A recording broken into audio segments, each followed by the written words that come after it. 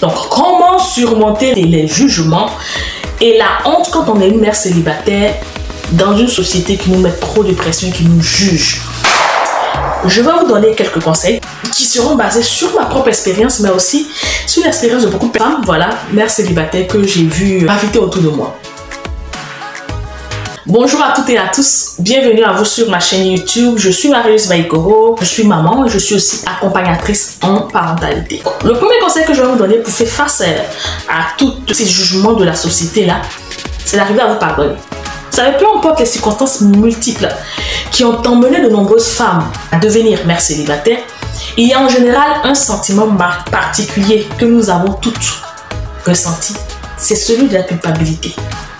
On se pose plein de questions, on s'accuse, on se rabaisse, on se dit mais pourquoi?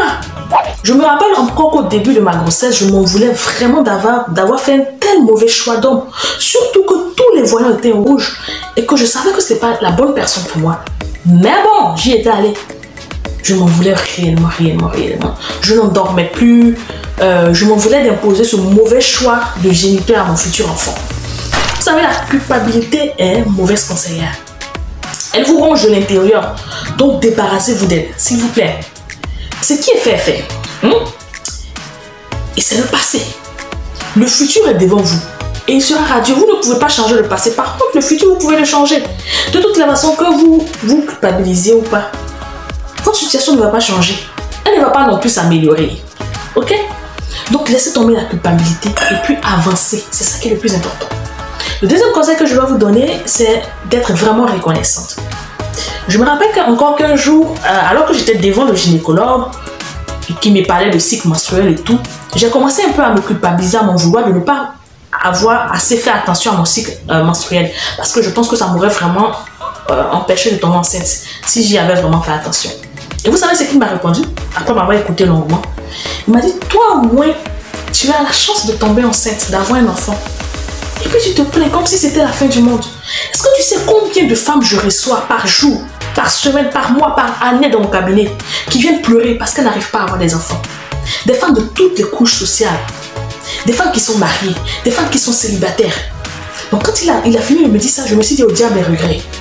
J'ai décidé de voir le verre à moitié plein et d'être la meilleure mère pour mon enfant. Et jusqu'à présent, Dieu merci, je me bats chaque jour pour tenir cette promesse que je me suis faite et à moi-même et à mon bébé. Je suis positive. Je ne veux pas de négativité dans ma vie. On a tellement à apporter dans ce monde en tant que mère célibataire que se limiter parce qu'on a eu un enfant hors mariage, pour moi, est un vrai gâchis. Ça n'a aucun sens. Bon, vous avez eu un enfant hors mariage. Est-ce que ça veut dire que votre vie s'arrête là? Non. Le troisième conseil que je vais vous donner est celui de ne pas laisser les mots des autres vous blesser. Est-ce que vous savez que le seul pouvoir que les autres ont sur vous est celui que vous leur accordez? Si vous dépendez de l'appréciation ou non des autres pour avoir une bonne image de vous, c'est que vous êtes esclave des autres. On se comprend? L'approbation ou la désapprobation des autres ne devrait pas être nécessaire pour votre épanouissement. Oui, c'est bien d'être approuvé par les autres, mais ce n'est pas nécessaire pour que vous soyez heureuse. Ce n'est pas le fondement de votre bonheur. En tout cas, ça ne devrait pas l'être. Que quelqu'un vous valide ou pas, ce n'est pas grave. Si personne ne vous valide, faites-le vous-même. Comment est-ce que vous vous sentez quand vous entendez un homme dire souvent qu'il ne pourra jamais épouser une mère célibataire? Ou bien quand un autre dit que les mères célibataires sont des femmes d'occasion, des femmes de deuxième main? Qu'est-ce que vous ressentez quand vous entendez d'autres femmes, et parfois les femmes sont plus cruelles que les hommes, quand vous entendez d'autres femmes qui disent qu'en fait vous êtes mère célibataire parce que c'est votre faute. Ce n'est jamais la faute des hommes, c'est votre faute. C'est vous qui avez essayé de coller une grossesse à un homme. C'est vous qui n'avez pas pris vos précautions. Les hommes, en fait, ils ne sont jamais responsables de rien. Qu'est-ce que vous ressentez quand vous entendez ce genre de choses? Si en entendant cela, vous ressentez une petite piqûre, c'est normal. Parce que vous êtes un être humain et aucun être humain n'aime être insulté. Par contre, si après cette petite piqûre, vous continuez à ressentir de la tristesse, vous vous sentez dévalorisé et que vous sortez les griffes, vous vous dites il faut que je me défende et tout ça, cela veut dire que vous accordez trop d'importance à ce que les autres disent et pensent de vous. Et ce n'est pas une bonne chose. D'abord, en quoi le fait qu'un homme ne veut pas épouser ou ne veut pas d'une mère célibataire dans sa vie doit vous blesser? Cela ne vous enlève rien. S'il ne veut pas d'une femme célibataire dans sa vie, c'est son droit, il en a le droit. Autant il en a le droit, autant il existe d'autres hommes sur terre. Et il y en a forcément un parmi eux qui va comprendre que votre valeur, que ce que vous êtes, n'a pas été altéré par le fait que vous avez eu un enfant avec un autre homme que lui. Et de ce fait-là, il vous traitera comme un trésor si et seulement si vous-même vous considérez comme un trésor. Ensuite, en quoi le fait qu'un homme dise que les mères célibataires sont des femmes d'occasion vous engage? Vous vous sentez comme une femme d'occasion? Moi, en tout cas, pas du tout. Donc, bon, c'est son avis. Mais non, ça ne m'engage pas.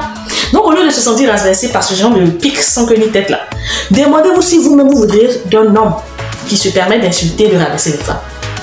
Donc, pourquoi accordez-vous du crédit aux paroles d'une personne qui est irrespectueuse? Ok?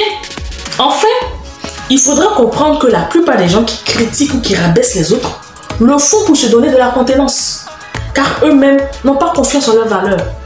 Ils se disent que c'est en rabaissant les autres qu'ils auront de l'importance à leurs yeux. Donc plutôt que d'être en colère contre les personnes qui vous jugent, qui vous rabaissent, qui essaient voilà, de vous lancer des petites piques par-ci par-là, ressentez plutôt de la pitié pour eux.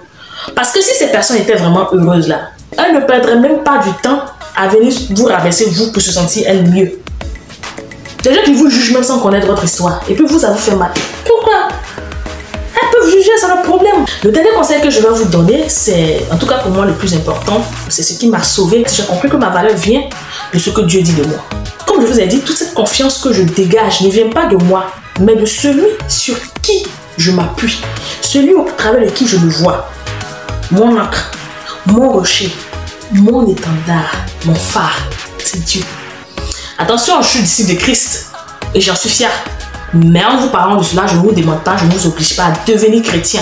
Je vous encourage simplement à vous rapprocher du Créateur parce que il y a qu'en lui seul que vous pourrez retrouver votre vraie nature. En plus, avec lui, vous n'allez jamais vous sentir seul dans l'éducation de votre enfant. Moi, en tout cas, je n'éduque pas ma vie seule. Je suis conduite par le Saint-Esprit pour l'éducation de ma fille et j'en suis vraiment fière.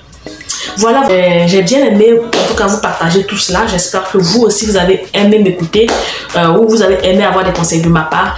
Je vous donne rendez-vous pour une prochaine vidéo et voilà, sur ce, que Dieu vous garde.